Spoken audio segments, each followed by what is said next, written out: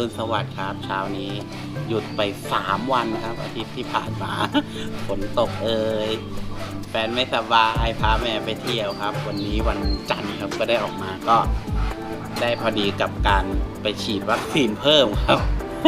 ไอ้อาการหมาบ้าเนี่ยแหละครับผมแล้วตะกี้ก็ไปวัด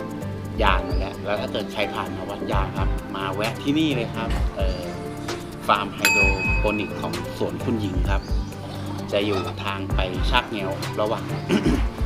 ระหว่างวัดยางแล้วก็ไปชักเงวครับก็จะมีกาแฟมีน้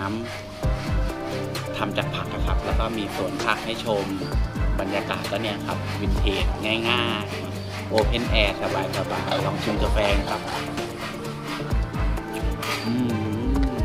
เข้มข้นครับเนี่ยมี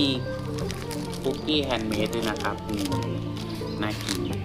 แถมคอนเฟกให้กินเล่นด้วยเย้ขอบคุณเขามากจริงๆครับ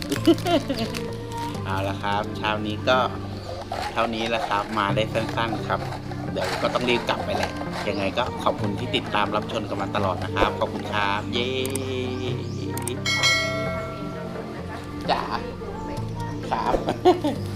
แฮนด์เมดหมดโฮมเมดแฮนด์เมดหมด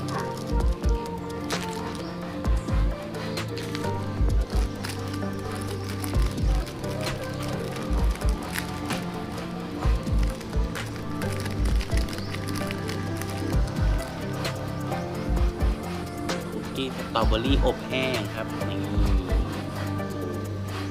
มีหลายอย่างนะอัลมอนด์ก็มีแต่ผมอยากกินเนี่ย